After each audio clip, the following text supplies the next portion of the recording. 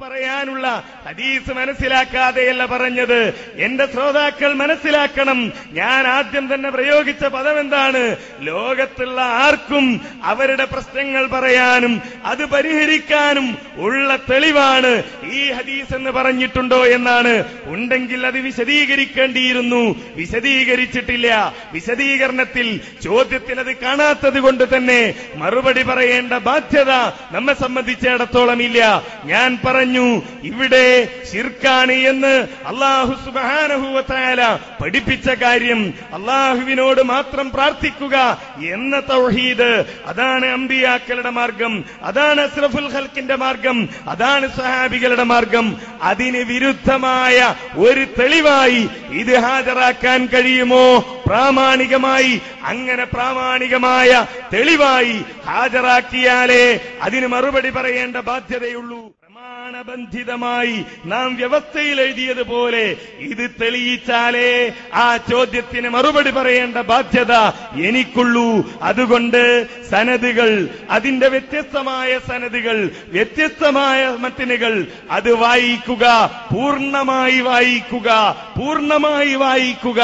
അപ്പോൾ നമുക്ക് ചർച്ച ചെയ്യാം, ആരാണ് ന്യൂനതയുള്ള ആളുകൾ, എന്താണ് അതിന്റെ ന്യൂനത, എന്താണ് ആ ഹദീസിന്റെ പൂർണ്ണ രൂപം, എന്താണ് അതിന്റെ ബാക്കിയുള്ളത് എന്നൊക്കെ നമുക്കപ്പോൾ കേൾക്കാം. മൂപ്പര് ചോദ്യം ചോദിക്കുന്ന സമയമാണെന്നാ വിചാരിച്ചത്, മറുപടി പറയുന്ന സമയമാണ്. അതുകൂടി മറന്നുപോയി. കാരണം എന്താണ്? നിങ്ങൾക്ക് എവിടെ ഇരിക്കുന്നു എന്ന ബോധം പോലുമില്ല. എന്നിട്ട് പറയും നിങ്ങൾ തെളിയിക്കണം. ഞങ്ങൾ തെളിയിച്ചിരുന്നു. അതിനെന്ത് ചെയ്യണമെന്നറിയോ? നിങ്ങൾ ഞങ്ങളോട് ചോദിക്കേണ്ടിയിരുന്നു ഇതിന്റെ പ്രാമാണികത. പക്ഷേ അതിനു മുമ്പ് നിങ്ങൾ പറഞ്ഞുപോയി ഇതിന് രണ്ട് ന്യൂനതകളുണ്ട്. അവിടെയാണ് പിഴവ് സംഭവിച്ചത്.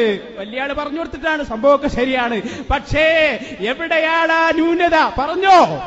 7 മിനിറ്റ് ഉണ്ടായിട്ട് പറഞ്ഞോ. ആർക്കാ ന്യൂനത? ഹദീസിനാണോ ന്യൂനത?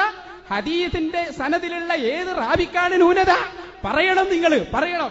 ഇനി കണ്ടോ നിങ്ങള് മജ്മഉ സബ ഇത് വരട്ടെ, നിങ്ങളുടെ ന്യൂനത ഞങ്ങൾ കാണിച്ചു തരാം. ബഹുമാനപ്പെട്ട ഹാഫിദുൽ ഹൈസമി ഈ ഹദീസ് ഉദ്ധരിച്ചുകൊണ്ട് പറയുന്നു, റിജാലുഹു റിജാലുസ് സ്വഹീഹ്.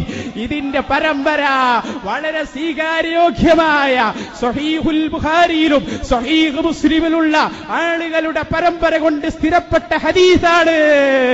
ന്യൂനതയല്ലേ? കാരണം ഞങ്ങൾക്ക് നിങ്ങൾ ന്യൂനത ഉന്നരിക്ക്. മജ്മഉ സവായിദ് കയ്യിൽ പിടിച്ചിട്ടാണ് പറയുന്നത്. ഇതിന്റെ 211 പേജ്, 8ാമത്തെ വാള്യം. ഈ ഹദീസ് സ്വീകാര്യോഗ്യമാണെന്ന് അല്ലാമ ഹാഫിദുൽ ഹൈസമി. നീ ന്യൂനതകളൊന്ന് പറയും. ഹൈസമിക്ക് തിരിയാത്ത ന്യൂനതകളൊന്ന് പറയൂ മുജാഹിദുകളെ. നിങ്ങളെ വെള്ളം കുടിപ്പിച്ചേ വിടൂ. നിങ്ങളെന്തിനാ പറഞ്ഞത് ന്യൂനത ഉണ്ട്? ഞങ്ങൾ തെളിയിച്ച നീന്നല്ലോ. മൂപ്പര് പറയാം, സനത് നിങ്ങൾ വായിക്കി, മത്തി നിങ്ങൾ വായിക്കി, ഞങ്ങൾ പറഞ്ഞുതരാം. പിന്നെ ആദ്യം അത് പറഞ്ഞാൽ മതിയായിരുന്നല്ലോ. നിങ്ങളെന്തിനാണ് 2 ന്യൂനത ഉണ്ട് എന്ന് പറഞ്ഞത്? പച്ചക്കളവല്ലേ അത്? പച്ചക്കളവ്. ഹദീസിന് 2 ന്യൂനതയുണ്ട് എന്ന് ആലുവ സംവാദത്തിൽ വന്ന് പച്ചക്കള്ളം. കദ്ദാബൂന അഷ്റഫുൽ ഖൽഖ് മുഹമ്മദുർ റസൂലുള്ളാഹി. എന്നിട്ട് പറയാ, നിങ്ങൾ വ്യവസ്ഥ ഒന്നുകൂടി വായിക്കണം. പ്രമാണങ്ങൾ ഖുർആൻ, സ്വഹീഹായ ഹദീസ്, അല്ലെ ഇജ്മാ, ഖിയാസ്. അങ്ങനെ ഉണ്ടോ? സ്വഹീഹായ ഹദീസ് പറഞ്ഞാൽ പിന്നെ ഒരു പണ്ഡിതന്റെ വാക്ക് കൂടി വേണം. എവിടെ വ്യവസ്ഥയിലുള്ളത്? അത് ഞങ്ങൾ തെളിയിച്ചു തരാം, ഓരോന്നും പറഞ്ഞു തരാം. പക്ഷേ 2 ന്യൂനതകളുണ്ട് എന്ന പൊട്ടപ്പോയത്വം, സക്കറിയാ സലായിയുടെ ഭാഷയിൽ പറഞ്ഞാൽ പൊട്ടന്മാരെ എന്ന് വിളിക്കേണ്ട സ്ഥലമാണ്. പക്ഷെ ഞാനത് വിളിക്കുന്നില്ല. ഖുർആനിനെതിരാ ഹദീസോ റസൂലുള്ളാഹിക്ക് തിരിയാത്ത ഖുർആനോ?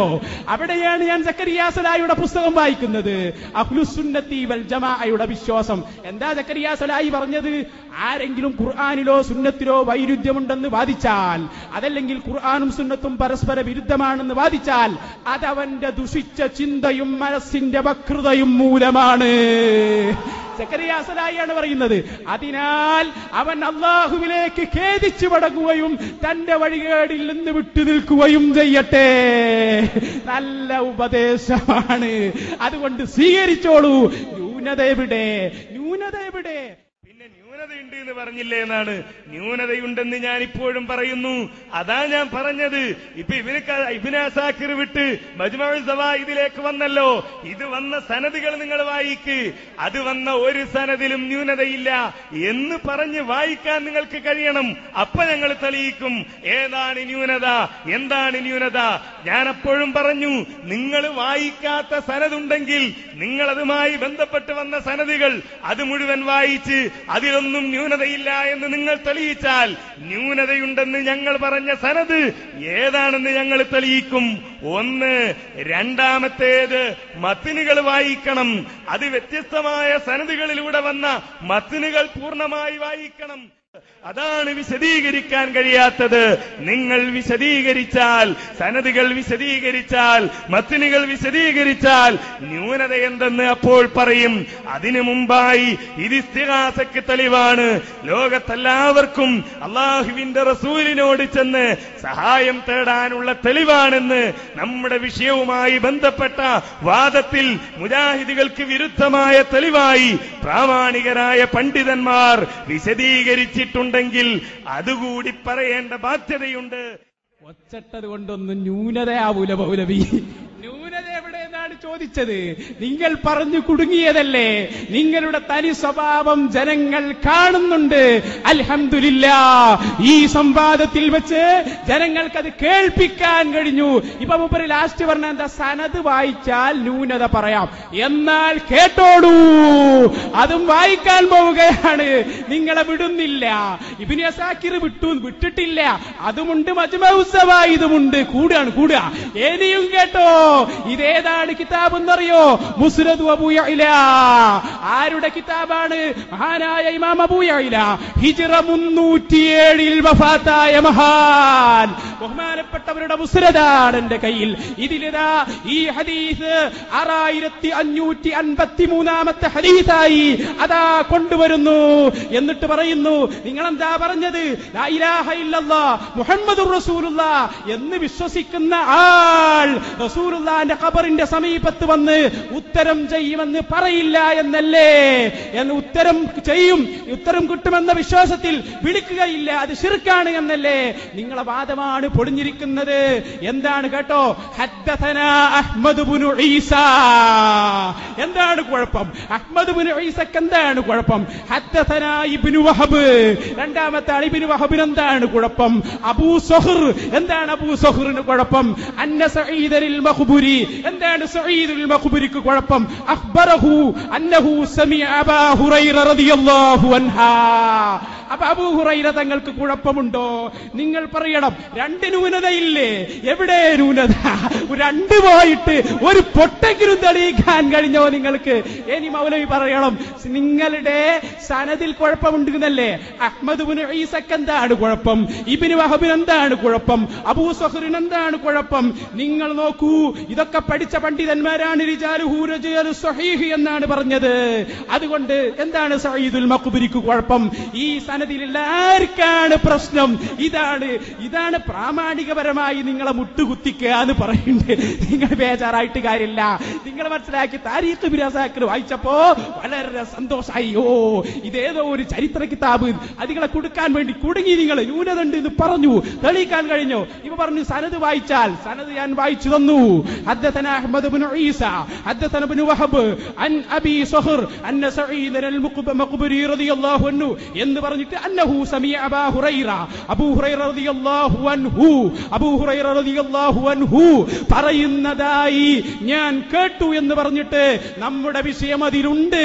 നിങ്ങൾ പറഞ്ഞത് എന്താണ്? ഇപ്പോൾ ഓതിയല്ലോ, ഇൻ തദ്ഊഹും, നിങ്ങൾ അവരെ വിളിച്ചാൽ അവര് കേൾക്കൂല, കേട്ടോലോ ഉത്തരം ചെയ്യൂല. ഞങ്ങളതന്നെ പറയുന്നു. അതില് അമ്പിയാക്കൾ ഔലിയാക്കൾ പെടൂല. എന്തുകൊണ്ട്? അമ്പിയാക്കളുടെ നേതാവായ മുഹമ്മദുർ റസൂലുള്ളാഹി പറയാണെന്ത്? നിങ്ങൾ എന്നെ വിളിച്ചാൽ ഞാൻ ഉത്തരം ചെയ്യും. നിങ്ങൾ എന്റെ ഖബറിന്റെ സമീപത്തുനിന്ന് വിളിച്ചാൽ ഞാൻ ഉത്തരം ചെയ്യും. നിങ്ങൾ എന്താ പഠിപ്പിച്ചത്?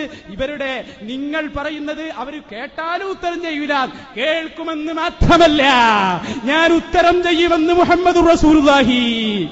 നിങ്ങളെ നിർവചനം പൊളിക്കലേ ഞങ്ങൾക്ക് ആവശ്യമുള്ളൂ. ഇപ്പൊ ചോദിക്കാം, ലോകത്തിന്റെ എല്ലാ ഭാഗത്തുനിന്നും അതവിടെ ഇരിക്കട്ടെ, ഖബറിന്റെ സമീപത്തുനിന്ന് റസൂലുള്ളാഹിനെ വിളിക്കാൻ പറ്റുമെന്ന് പറഞ്ഞാൽ പൊളിഞ്ഞില്ലേ നിങ്ങളെ നിർവചനം? അതേ ഞങ്ങൾക്ക് ആവശ്യമുള്ളൂ. ഞങ്ങൾക്ക് ആവശ്യമുള്ളത് ഞങ്ങൾ പറഞ്ഞിട്ടുണ്ട്. ജനങ്ങളെ പഠിച്ചോളൂ. കഴിഞ്ഞ സംവാദത്തിൽ കോട്ടക്കൽ വെച്ച് ആയത്തും ഹദീസും പഠിപ്പിച്ച പോലെ ഹിജ്റ 300 വഫാത്തായ ബഹുമാനപ്പെട്ട ഇമാം അബൂ യഅല അവിടുത്തെ മുസ്നദിനാണ് പറയുന്നത്. ഒരൊറ്റ റാവി പോലും നിങ്ങൾക്ക് അതിൽ നിന്ന് തള്ളിക്കളയാൻ കഴിയില്ല.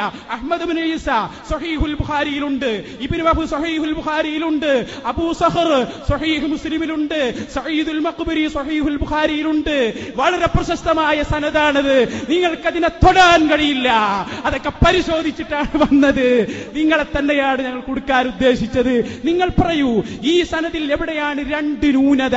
രണ്ട് ന്യൂനത നിങ്ങൾ പറയണം. അത് പറഞ്ഞു കൊടുക്കൂ ജനങ്ങൾക്ക്.